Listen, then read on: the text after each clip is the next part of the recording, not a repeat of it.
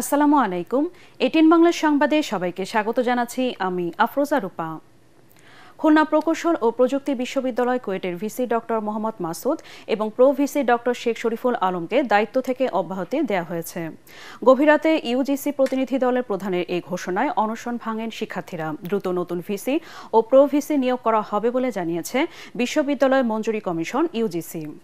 এক দফা দাবি পূরণ হওয়ায় এখন দ্রুত ক্লাসে ফিরতে চান কুয়েট শিক্ষার্থীরা।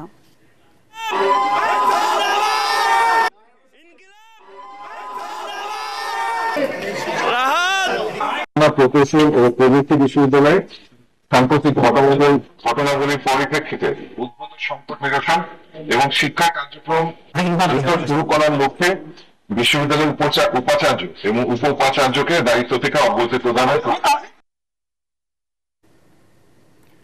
বাংলাদেশে বিনিয়োগ ও বিপুল সম্ভাবনা কাজে লাগাতে কাতার সরকার ও দেশটির ব্যবসায়ীদের প্রতি আহ্বান জানিয়েছেন প্রধান উপদেষ্টা ডক্টর মোহাম্মদ ইউনূস। গতরাতে কাতারের রাজধানী দোহায় এক অনুষ্ঠানে তিনি বলেন, বাংলাদেশ আবারও বড় আকারে ব্যবসায় ফিরেছে, এজন্য কাতারে অংশীদারত্ব চান তারা।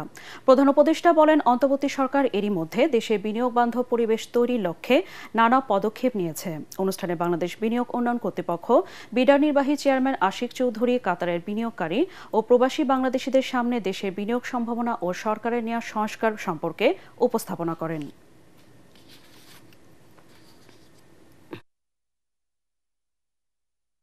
Bangladesh itself is the 8th largest population in the whole world.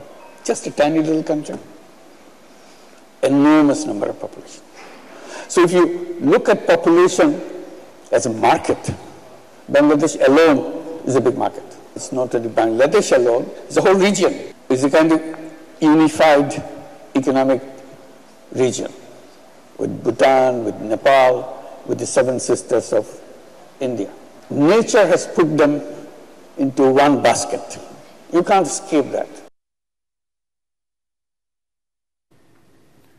Chittagong সমুদ্র বন্দরে বে টার্মিনাল নির্মাণ সহ দুটি প্রকল্পে $850 মিলিয়ন ঋণ দিচ্ছে বিশ্বব্যাংক। এ নিয়ে বাংলাদেশ সরকার এবং বিশ্বব্যাংক গ্রুপের আন্তর্জাতিক উন্নয়ন সংস্থা আইডি এর মধ্যে দুটি অর্থায়ন চুক্তি সই হয়েছে। যুক্তরাষ্ট্রের ওয়াশিংটন ডিসিতে বাংলাদেশের পক্ষে অর্থ মন্ত্রণালয়ের অর্থনৈতিক সম্পর্ক বিভাগ ইআরডি সচিব শাহরিয়ার কাদের সিদ্দিকী এবং বিশ্বব্যাংকের পক্ষে ভারপ্রাপ্ত country director Gail H Martin চুক্তিপত্রে সই করেন।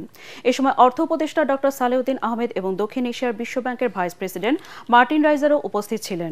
চুক্তির আওতায় বিশ্বব্যাংক বন্দরনগরী চট্টগ্রাম বে টার্মিনাল মেরিন অবকাঠামো উন্নয়ন প্রকল্পের জন্য বাংলাদেশকে $650 মিলিয়ন দেবে। এছাড়া সামাজিক সুরক্ষার জোরদার প্রকল্প বাস্তবায়নে দেবে $200 মিলিয়ন। সাভারে রানা প্লাজা ধসের 1 যুগ আজ। এ উপলক্ষে সেখানে নির্মিত স্মৃতিস্তম্ভে শ্রদ্ধা জানাচ্ছেন নিহত ও আহতদের পরিবারের সদস্য, বিভিন্ন শ্রমিক সংগঠন ও রাজনৈতিক দলের নেতাকর্মীরা। সকাল থেকে অস্থায়ী বেদিতে ফুলের শ্রদ্ধা জানানো হয়। এ সময় ক্ষতিগ্রস্ত পোশাক শ্রমিকদের আর্থিক ক্ষতিপূরণ, চিকিৎসা ও ভবন মালিক সোহেল রানা ফাঁসির দাবি জানান তারা। এছাড়া দেশের বিভিন্ন প্রান্ত থেকে আসা বিভিন্ন শ্রমিক সংগঠনের নেতাকর্মীরা বিক্ষোভ মিছিল নিয়ে শ্রদ্ধা নিবেদন শেষে মানববন্ধন ও সমাবেশ করেন।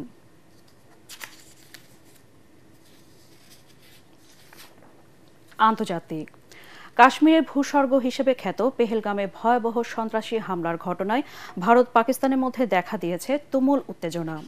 পাকিস্তানের সঙ্গে সিন্ধু পানি বন্টন চুক্তি স্থগিত ও পাঞ্জাবের আটারি চেকপোস্ট বন্ধ সহ পাল্টাপাল্টি নানা পদক্ষেপে চিরবৈরী দেশ দুটির মধ্যে এখন যুদ্ধের দামামা। তবে পারমাণবিক শক্তিধর দেশ দুটির মধ্যে নতুন করে সংঘাত বাঁধলে চরম অস্থির হয়ে উঠবে দক্ষিণ এশিয়া অঞ্চল। বিস্তারিত শরীফুল ইসলামের প্রতিবেদনে।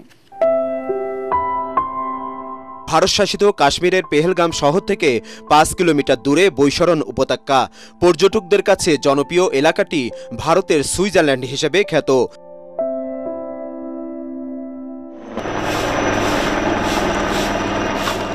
মঙ্গলবার দিনে দুপুরে সেখানে পর্যটকদের উপর অতর্কিত হামলা করে একদল বন্দুকধারী। ভারতের দাবি, 2019 সালে পুলওয়ামা হামলার পর কাশ্মীরে এটি সবচেয়ে প্রাণঘাতী আক্রমণ। এতে পাকিস্তানের ইন্ধন আছে দাবি করে দেশটির বিরুদ্ধে কড়া প্রতিক্রিয়া দেখিয়েছে দিল্লি। পাকিস্তানের সঙ্গে সিন্ধু পানি বন্টন চুক্তি স্থগিত ও পাঞ্জাবের আটারি চেকপোস্ট বন্ধ করে দেয়াসহ 5টি কড়া পদক্ষেপ নিয়েছে ভারত। সার্কের ভিসা নিয়ে ভারতে যেতে পারবেন না পাকিস্তানিরা। যারা ভারতে আছেন তাদের ভিসাও বাতিল করা হচ্ছে। 48 ঘন্টার মধ্যে ভারত ছাড়তে বলা হয়েছে পাকিস্তানিদের।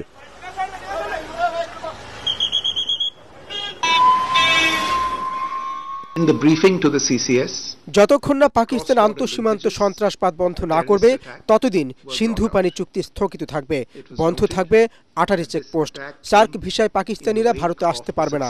পাকিস্তান হাই কমিশনের কর্মকর্তাদের নয়াদিল্লি ছাড়তে বলা হয়েছে। দিল্লিতে পাকিস্তান দূতাবাসের কর্মকর্তাদের অবাঞ্ছিত ঘোষণা করছি। হামলার পর থেকে ভারত জুড়ে চলছে প্রতিবাদ বিক্ষোভ। সন্ত্রাসীদের দ্রুত গ্রেপ্তার ও বিচার দাবিতে মিছিল এবং হতাহতদের স্মরণে শোক সভার আয়োজন করা হয়। তবে পাকিস্তানের প্রতিরক্ষা মন্ত্রীর দাবি, পেহেলগামে হামলার ঘটনা সংখ্যালঘু সম্প্রদায়ের ওপর হিন্দুত্ববাদীদের অত্যাচারের ফল।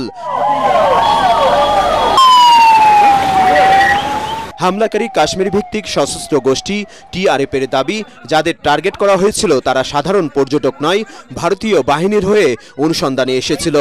কাশ্মীরে নিজেদের কার্যক্রম বাড়ানোর হুমকিও দিয়েছে তারা। ভয়ে আতঙ্কে রাজধানী শ্রীনগর ছেড়ে চলে যাচ্ছেন অনেক পর্যটক। বাতিল করা হচ্ছে হোটেল বুকিং।